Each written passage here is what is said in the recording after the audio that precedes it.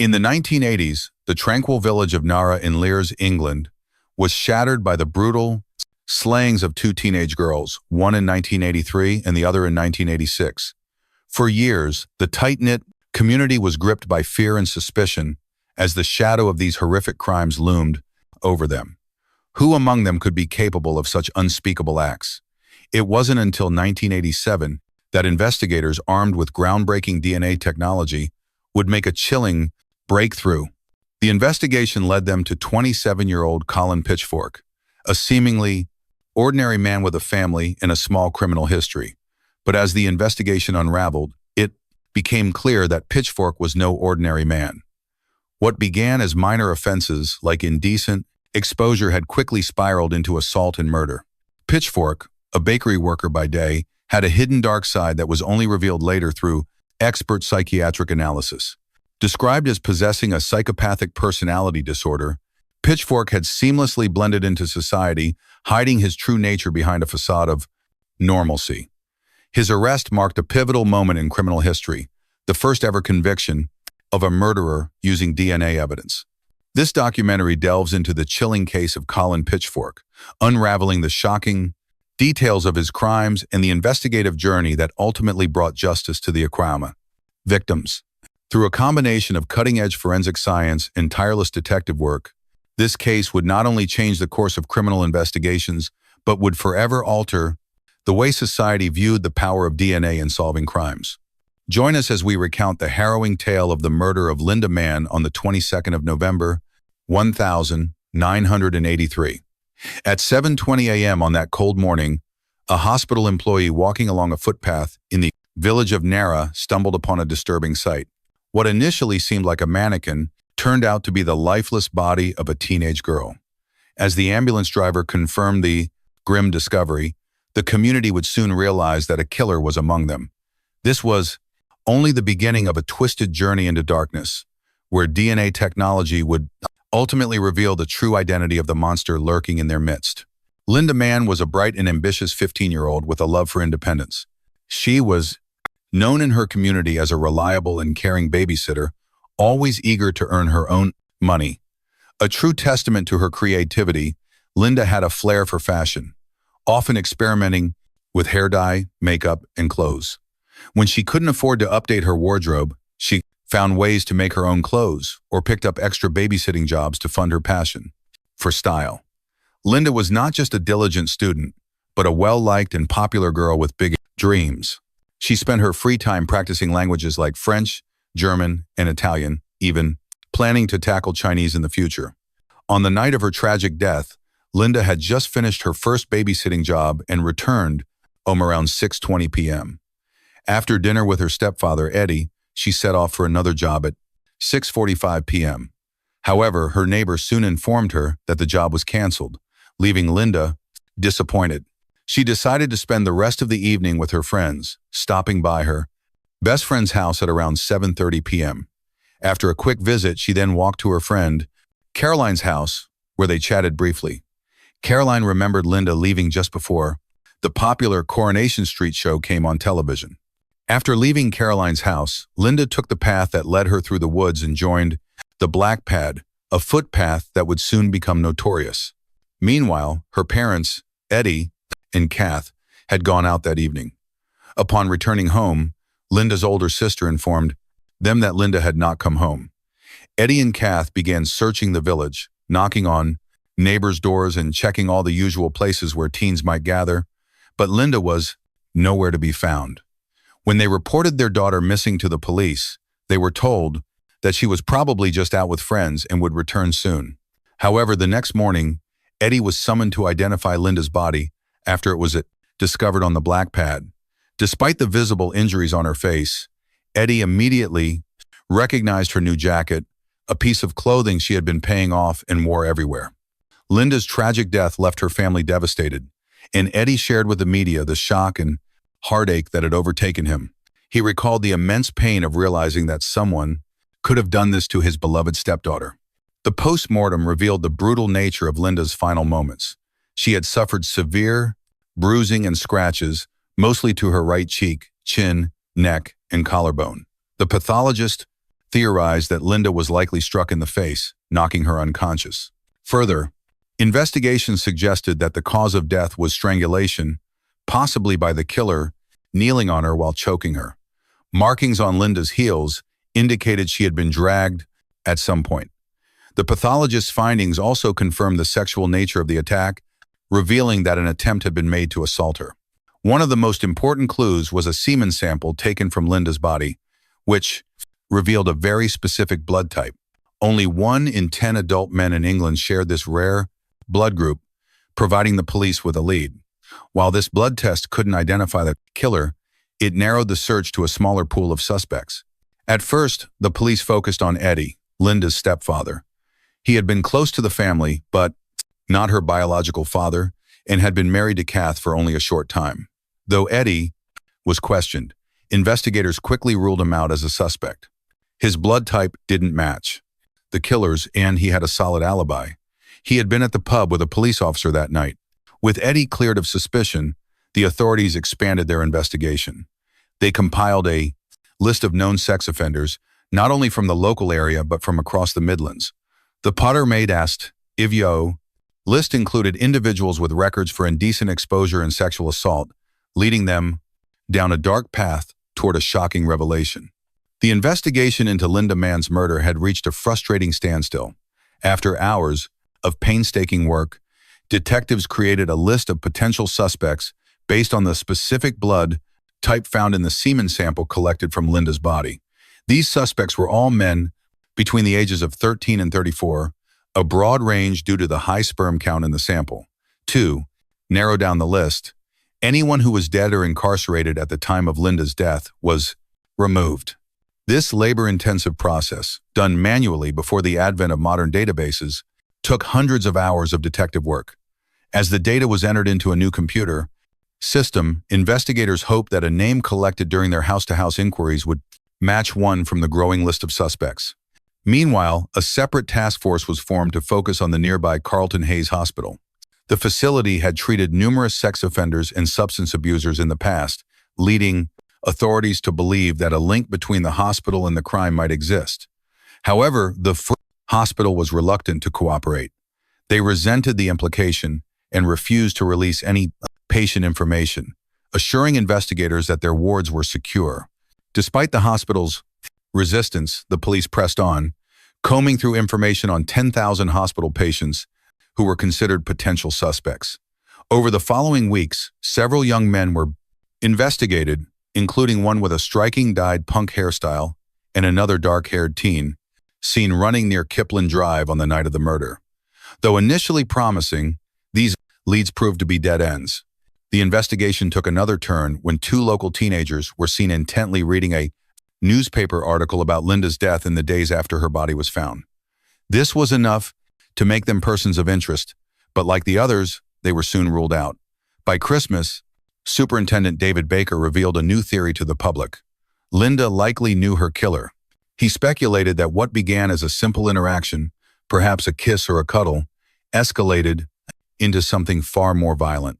It was a heart-wrenching moment for Linda's family, who, though they hadn't yet found answers, still held on to hope. Kath, Linda's mother, spoke publicly about the unbearable grief, urging anyone who knew the killer to come forward. But, despite the best efforts of the police, the investigation seemed to lose steam as time went on. By April of the following year, the murder squad had dwindled to just 8 officers. The lead detectives continued to follow up on potential sightings and tips, including about a punk-haired teen and a suspicious local husband, but each lead proved fruitless. Around 150 blood tests were conducted on potential suspects, but none matched the killer's DNA. As the investigation stretched on, a sense of despair began to creep in.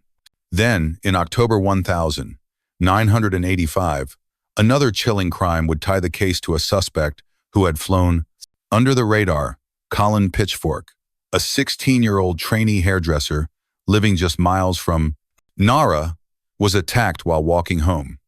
As she made her way down an unlit footpath near Kenilworth Road, she was approached by a shadowy figure. The man was pacing nervously, his presence unsettling.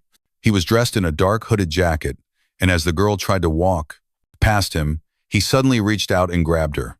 Within seconds, he pressed a cold screwdriver to her neck, threatening to kill her if she didn't comply. He dragged her along the pavement and into a row of garages where, despite her pleas, he assaulted her. The man, later identified as Colin Pitchfork, told her not to worry. He wasn't hurting her and that he could have killed her easily if he wanted to. He even claimed he was simply teaching her a lesson about the dangers of walking home alone at night. Pitchfork then threatened the girl not to tell anyone, or he would come back for her. Terrified, she kept the attack a secret from her parents but confided in a close friend. The incident left her deeply shaken, and little did she know that the man behind the attack was soon to be linked to the unsolved murder of Linda Mann. On the morning of the 31st of July, 1986, 15-year-old Dawn Ashworth was woken up by her father, Robin, who reminded her she would be late for her part-time job at the local newsagents. Dawn, an artistic and reliable teenager with a knack for drawing, was known for always being punctual like Linda Mann. She was never late. That afternoon, after finishing her shift and receiving her pay, Dawn left the shop and told her mother, Barbara, that she was heading out to meet some friends. Barbara reminded her to be home by 7 p.m. as she and Robin were attending a birthday party that evening. However, Dawn never returned home. By 7:30 p.m., Barbara, after attending the party alone, began searching for her daughter, heading to the homes of Dawn's friends to see if anyone had seen her. Dawn's friends, Sue and Sharon, hadn't seen her either, and soon the search for the missing girl spread throughout the village. As the hours passed, Robin and Barbara became more and more concerned. They were well aware of the Linda Mann case, and the thought that Dawn might have become the latest victim of Linda's killer terrified them. Despite their growing worry, the Ashworths waited until 9:40 p.m. before contacting the precinct's police, thinking that authorities might advise them to wait longer. Unfortunately, the police did not immediately take their concerns seriously. They questioned the parents, asking if they were sure Dawn hadn't simply run away or lost track of time. Despite their distress, Barbara firmly insisted that Dawn would never do such a thing, pointing out that she always called if she needed a lift. The investigation, however, moved slowly. The house was searched, and Dawn's father was interrogated, much like Eddie Eastwood had been during Linda Mann's investigation. On the 2nd of August, just a few days after Dawn's disappearance, her blue denim jacket was found in WWW, a field between the M1 motorway and a footpath called 10B Lane, which ran near the black pad. Shortly after, Dawn's body was discovered hidden beneath a pile of foliage. At first, only one hand's fingerprints were visible. Like Linda, Dawn had been stripped from the waist down. Her shoes were still on, but her underwear was found around her ankles. One of her earrings was missing, and blood stained her left thigh. Dawn's body showed signs of decomposition, and insects had disturbed her remains, depositing eggs and leaving bites on her skin. The post-mortem examination revealed the brutality of the attack. Dawn had been viciously beaten, with injuries to her forehead, nose, left cheek, and swollen lips. The braces in her mouth had caused cuts, and there were bruises along her jawline and ears. Her chest and collarbones also bore signs of trauma, and the cause of death was ruled as manual strangulation, likely carried out by the killer holding her in a chokehold. The pathologist could not fully rule out the possibility of a ligature being used, but it was clear that the attack was sexually motivated. Forensic evidence, including semen samples, fingernail clippings, hair samples, and a red fiber found at the scene, were gathered from the crime scene. The first major suspect in Dawn's case was 17-year-old Richard Buckland, a local motorcycle enthusiast with learning difficulties.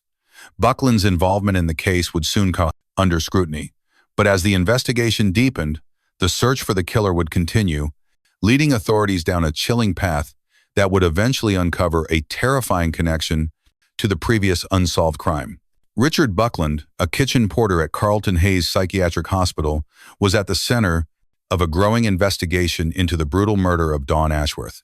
Buckland's red motorcycle, which closely resembled one he owned, had been spotted by multiple witnesses in various locations on the day of the murder.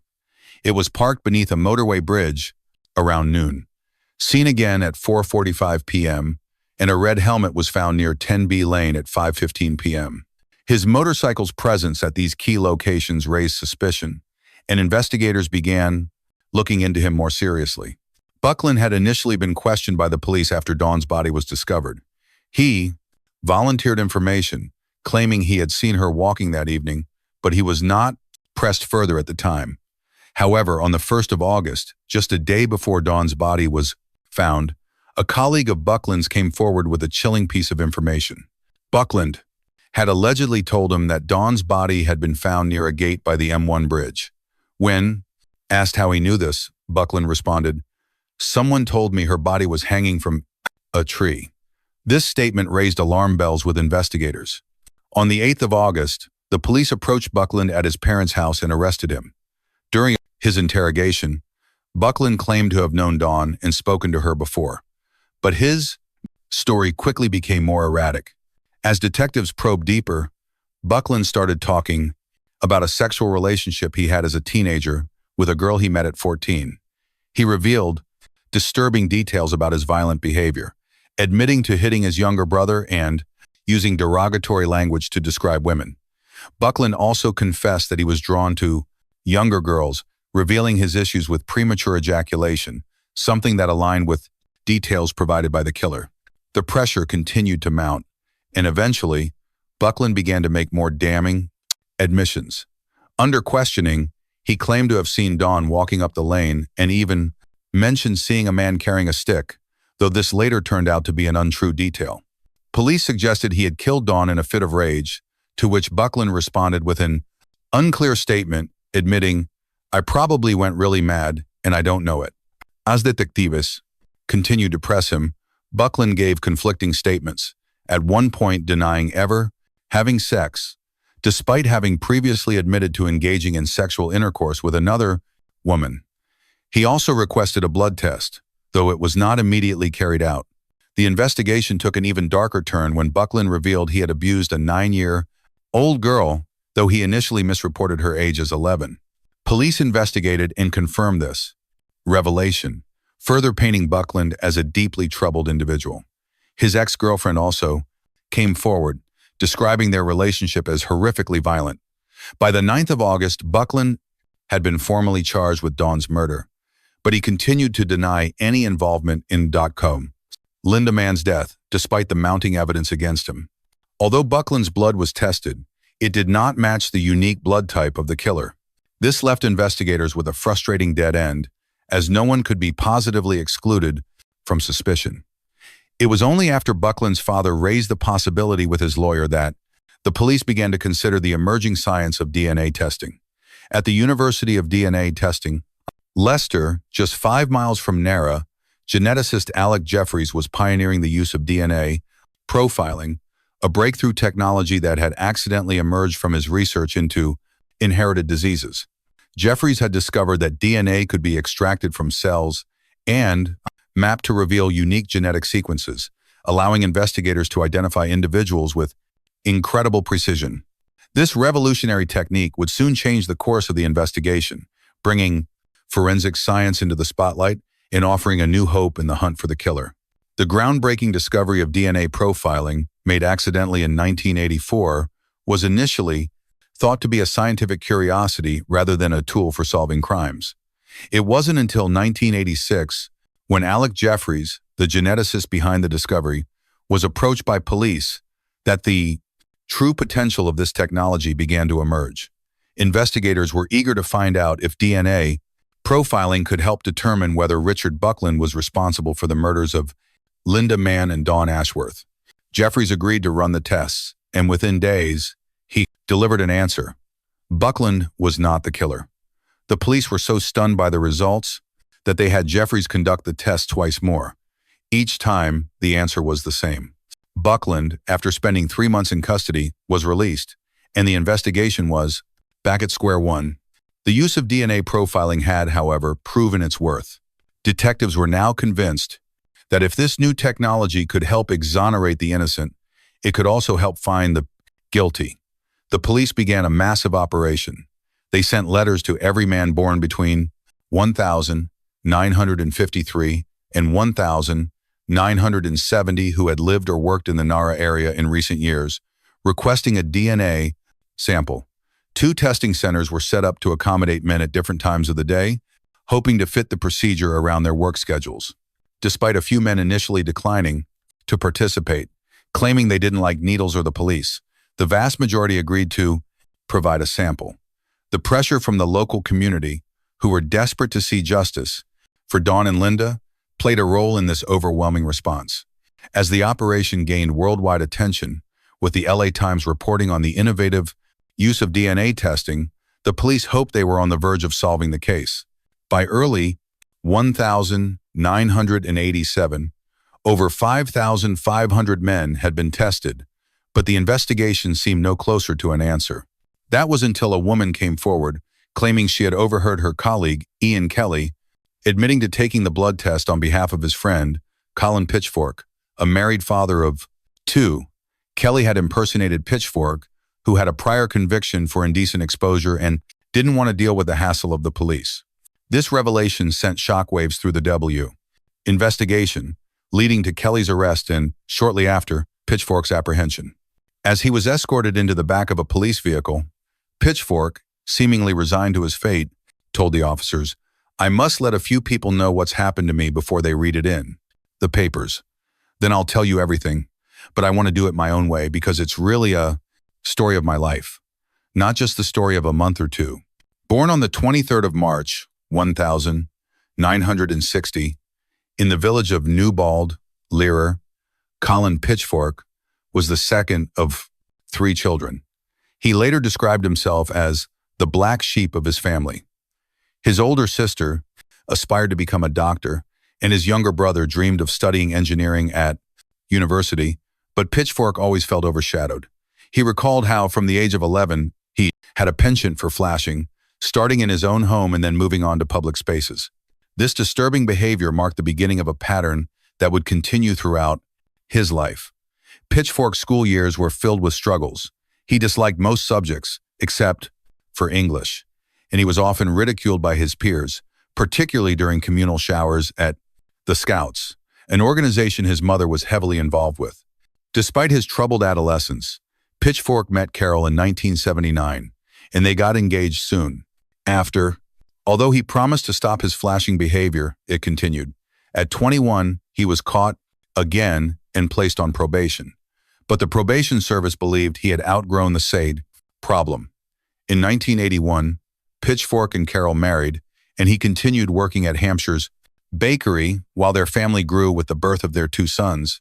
Though he appeared to lead a seemingly normal life, Pitchfork's dark side remained hidden, and his violent tendencies would soon escalate in ways no one could have imagined. The shocking truth about his crimes would soon be revealed, forever altering the course of the investigation. Colin Pitchfork's life, which seemed outwardly ordinary, was marked by disturbing behavior and secrets that would eventually reveal his dark side. By the time he was working at Hampshire's bakery, he had found a talent for cake decoration, though his personality was far from charming. His supervisor noted that while he was a good worker and punctual, he often crossed boundaries with female employees, constantly chatting them up.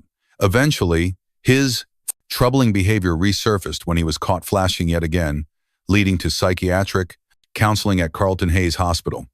However, the therapy did little to change his habits. In 1983, with his wife Carol pregnant with their first child, Pitchfork attended a cake decorating class at Southfields College. It was there he met Leslie, an 18-year-old student, and soon began an affair with her. Carol, who had long suspected something, was heartbroken when Pitchfork finally admitted the affair.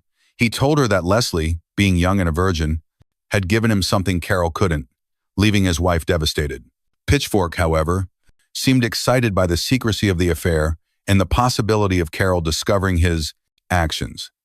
Despite the betrayal, Carol and Colin reconciled, but Pitchfork's infidelity didn't stop there. In 1986, he had another affair with a divorced mother, which resulted in a pregnancy.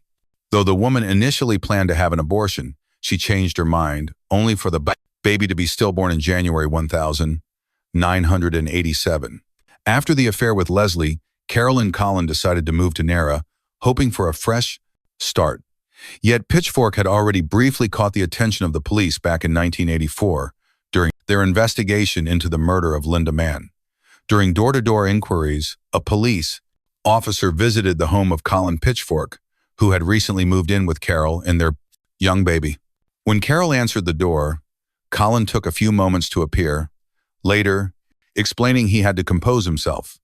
Pitchfork feared he was being questioned about stealing floorboards from a nearby construction site, but the police had no idea of his involvement in any such theft. His name, however, appeared on the police's list of potential suspects, as he had previous convictions for flashing. Despite his criminal history, Pitchfork was able to provide a partial alibi for the time Linda Mann was murdered. He claimed he had been with his wife, Carol, driving her to her night class, with their baby asleep in the back. While there was a gap in his alibi between 6:45 p.m. and 9:15 p.m., investigators didn't suspect he would leave his baby alone to commit the crime, nor did they consider the possibility that he might have taken the baby with him. By the time Pitchfork was in custody for the murders of Dawn Ashworth and Linda Mann, investigators began to dig deeper into his past. During his interviews, Pitchfork reluctantly shared the details of his life. When the conversation shifted to the murders, he grew agitated, insisting he would control the narrative.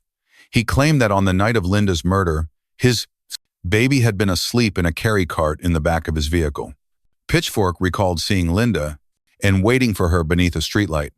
When she saw him and fled in shock, he followed her, and once she reached the unlit footpath, he grabbed her. According to Pitchfork, Linda froze, and he took her off the path.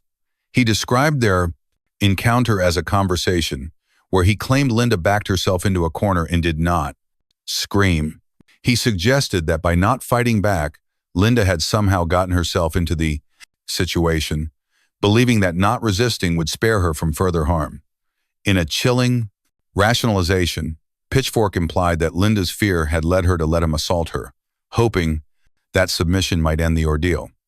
This distorted reasoning revealed the full extent of his monstrous mindset as he tried to justify his actions and shift the blame onto his victim. Colin Pitchfork's chilling justification for his murders was rooted in a fear of recognition. He confessed to killing Linda Mann because he was worried she would identify him.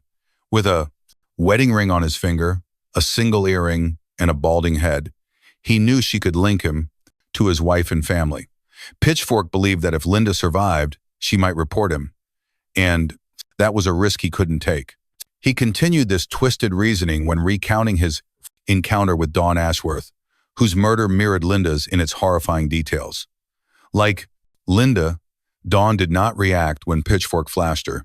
He claimed that she, too, had backed herself into a corner, and like Linda, she hoped that by remaining calm, she might survive the assault. But, just like Linda, Pitchfork ultimately killed Dawn, again because he feared she might recognize him. When investigators pressed him on why he killed Dawn, he responded with a chillingly callous explanation. Opportunity. She was there, and I was there. Pitchfork's confessions were not limited to the two murders. He admitted to flashing over 1,000 women and girls throughout his life and confessed to several other assaults, including that of a 16-year-old hairdressing trainee. However, Pitchfork's admissions were often selective. He denied threatening the 16-year-old with a screwdriver and denied masturbating in front of his victims, despite evidence to the contrary. He also dismissed premature ejaculation as an issue, even though it had been mentioned during the investigation into his earlier crimes. Pitchfork seemed intent on controlling the narrative, insisting that he would tell his story on his terms. He wanted to be the one in charge, not only of his confessions, but of the women and girls he targeted. His ability to manipulate and deceive was evident in his interactions with the police, as he sought to maintain control even in the face of overwhelming evidence. In January 1988, Pitchfork appeared in court, where he pleaded guilty to 2 counts of murder, 2 counts of rape, 2 counts of indecent assault, and 1 count of conspiring to pervert the course of justice. A psychiatric report concluded that Pitchfork suffered from a psychopathic personality disorder, accompanied by serious psychosexual pathology. The report also warned that he would remain an extremely dangerous individual as long as his psychopathic tendencies persisted. As a result, Pitchfork was sentenced to life in prison with a minimum term of 30 years. However, this sentence was later reduced to 28 years following an appeal in 2009. During his time in prison, Pitchfork underwent significant changes. He earned a degree, transcribed music into Braille, and even began creating art, with a sculpture being exhibited at the Royal Festival Hall in 2009. These achievements led to his transfer to an open prison following a recommendation from the parole board in 2016 due to his supposed improved behavior. However, his history of violence and manipulation continued to haunt his case. In 2018, the parole board rejected his appeal for early release, and in 2021, when he was finally granted parole, it was not long before he violated the conditions by approaching young women during walks. This breach led to his recall to prison just 2 months later. Despite Pitchfork's release in 2021, his case remained highly controversial. The parole board had initially recommended his release, but public outcry led to the reconsideration of the decision. In 2023, after further scrutiny, Pitchfork's release was declined once more. However, in February 2024, another parole hearing was scheduled, keeping the tense public debate alive. The ongoing battle over his release continues to stir anger and fear, especially for the victims' families, with Barbara Ashworth, Dawn's mother, still grappling with the reality that the man who took her daughter's life might one day walk free again. Barbara Ashworth, the mother of Dawn Ashworth, has been deeply frustrated by Colin Pitchfork's repeated attempts at parole.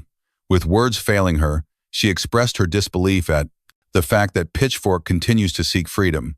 "He seems to want to fight no matter what," she said. "He killed 2 schoolgirls. I know what I'd do. I'd throw away the key."